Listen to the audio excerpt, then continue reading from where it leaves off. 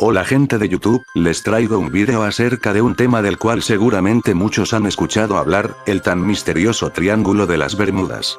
¿Qué es? ¿Qué lo hace un misterio?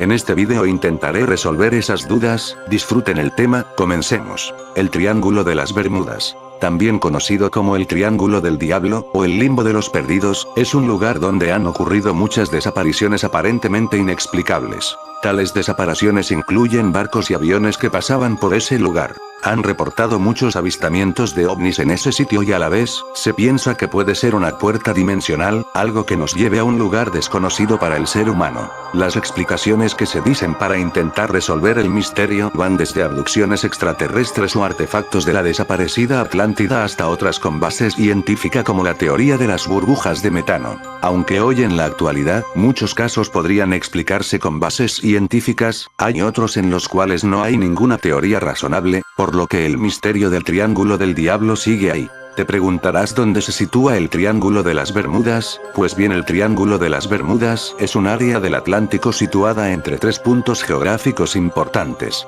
las Islas Bermudas, Puerto Rico y Fort Lauderdale, Florida.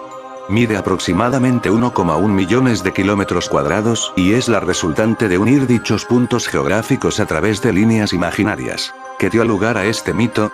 La primera persona en hacer una mención documentada fue Ebu Jones, un periodista de la Associated Press, quien en 1951 habló de lo que para él eran misteriosas desapariciones de barcos en una zona de las Bahamas a lo que bautizó como Triángulo del Diablo. Luego, 1952, George Sand reafirmó, en la revista esotérica Destino, la cuestión de las desapariciones y planteó una forma para la zona al hablar de un triángulo cuyos vértices se situaban en Florida, Bermudas y Puerto Rico. No obstante, el inventor del término fue el escritor sensacionalista Vincent Gaddis, quien en la Pulp Magazine Argosy habló de las desapariciones en un artículo, publicado en 1964, titulado El Mortal Triángulo de las Bermudas. Asimismo, dentro del libro Invisible Horizons, The Mysteries of the Sea, publicado en 1965, Gaddis incluyó un capítulo titulado El Mortal Triángulo de las Bermudas. De allí que en general sea a él que se le considera el creador del afamado triángulo.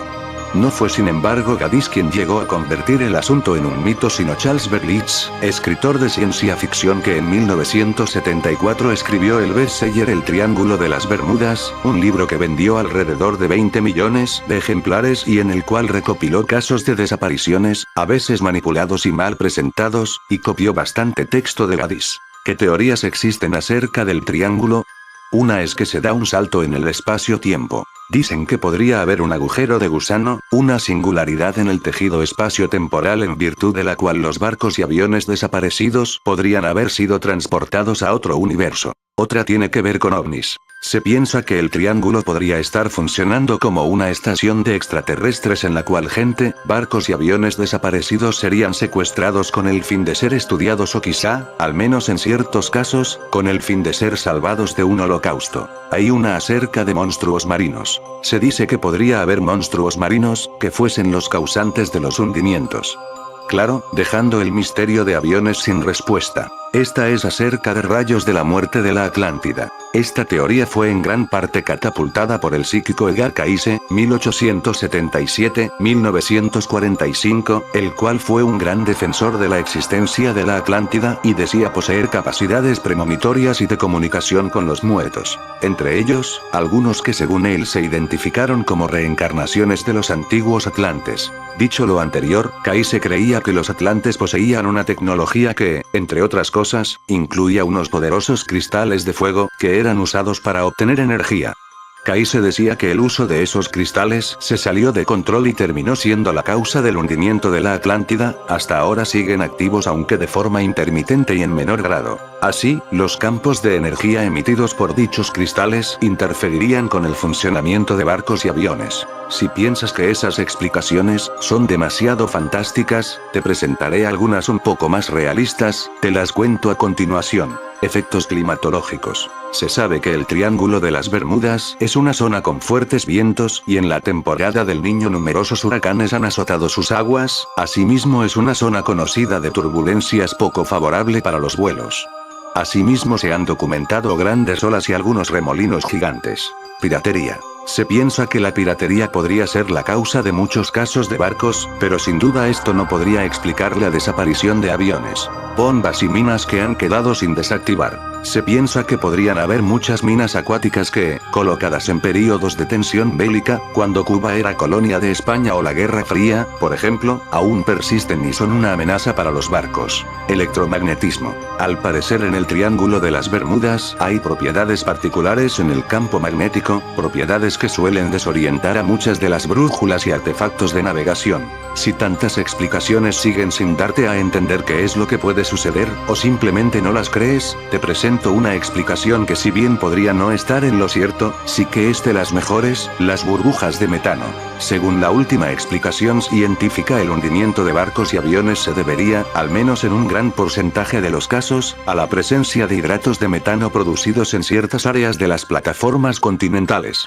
Así, según las investigaciones, las burbujas de metano crecerían en progresión geométrica a medida que ascienden a la superficie, siendo que, al llegar hasta la superficie, originarían áreas espumosas en que, debido a cuestiones de turbulencia originadas en diferencias de densidades, los barcos perderían sus propiedades de flotabilidad y se hundirían de forma demasiado rápida como para posibilitar un escape de los pasajeros. Pero los alcances de la teoría no acaban allí, ya que dichas burbujas, en caso de poseer el tamaño y la densidad suficiente, cruzarían la superficie del agua y, en caso de que algún avión llegase a cruzarse con su radio de influencia, dicha aeronave experimentaría un incendio en sus motores o simplemente un cese del funcionamiento de los mismos, dando como resultado la precipitación inmediata de la nave. Finalmente, cabe decir que toda esta explicación está lejos de ser una mera especulación abstracta en base a conceptos científicos, pues, tanto el profesor Joseph Monaghan como David May de la Universidad Australiana de Monash han logrado desarrollar un avanzado sistema de ordenadores para demostrar la teoría de las burbujas de metano. Y en efecto, dicho programa, basado en los principios de la dinámica de fluidos y capaz de reproducir todas las variables implicadas en el fenómeno, arrojó resultados sorprendentes que bastaron para asentar la teoría en virtud de su capacidad para explicar con coherencia y completitud no solamente la cuestión de los aviones y los barcos, sino además muchos avistamientos de explosiones o fuentes de luz en la superficie y el fondo del mar, pues, según se comprendió a la luz de los resultados experimentales, la inflamabilidad del gas metano sería la responsable de tales hechos y no tales o cuales causas paranormales o extraterrestres hasta ahora pensadas. Bien, ahora vayamos a los hechos, los casos que se han presentado en el Triángulo de las Bermudas. El famoso vuelo 19. 5 bombarderos estadounidenses tipo torpedo abandonaron Fort Lauderdale el 5 de diciembre de 1945, en un vuelo de entrenamiento rutinario y con buenas condiciones meteorológicas. Ninguno volvió, incluso el hidroavión que se envió a buscarlos desapareció, todos en condiciones que nunca se pudieron esclarecer. Uskiklotse, AC-4, nave carguera que, con 308 hombres a bordo, se hunde durante un huracán en 1918. G-Ampestar Tiger y G-Agrestar Ariel el primero desapareció un 30 de enero de 1948 en el vuelo Azores Bermudas. El segundo, el 17 de enero de 1949 en el vuelo Bermudas Kingston, Jamaica.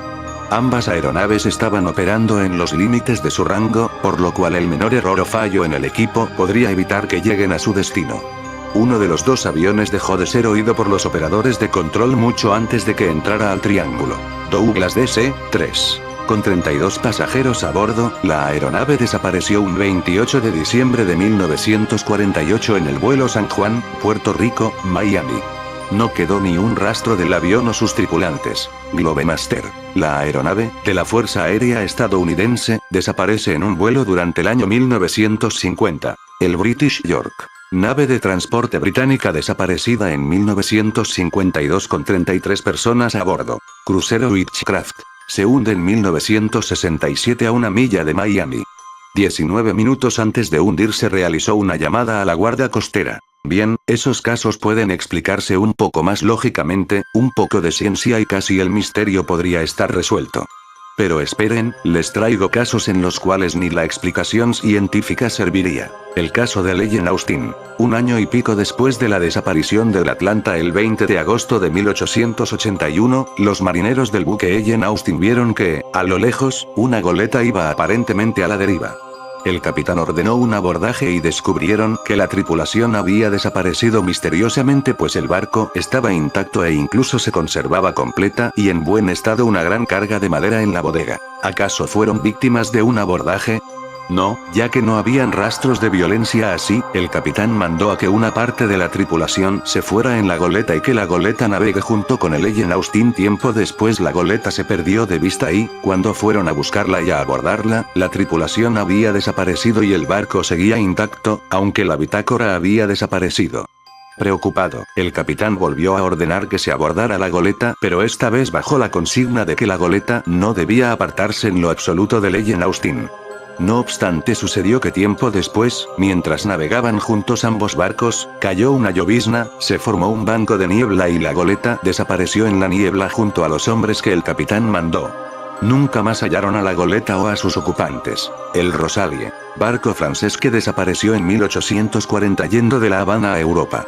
Se lo encontró en el Triángulo con la carga intacta, navegando normalmente con las velas desplegadas, pero con toda la tripulación desaparecida. El Mary Celeste, tras salir de New York, desapareció un noviembre de 1872 y luego, un 4 de diciembre del mismo año, fue encontrado en el Triángulo sin ninguno de sus 10 tripulantes. El Freya, gran buque alemán que, tras salir de Manzanillo, Cuba, desapareció un 4 de octubre de 1902 y fue encontrado el mismo mes cerca de donde había salido, aunque, esta vez, sin su tripulación. El Rubicón fue un carguero cubano que desapareció un 22 de octubre de 1944 en el centro del Triángulo. Posteriormente la Guardia Costera de USA lo halló frente a las costas de Florida sin ningún tripulante humano a bordo más, misteriosamente, con un perro. Conclusión. La zona del Triángulo de las Bermudas, no es un lugar donde solo los desafortunados se llegan a encontrar, es al contrario un lugar diariamente transitado, así que el factor de cuando ocurre un accidente en esa área o no, es difícil de saber.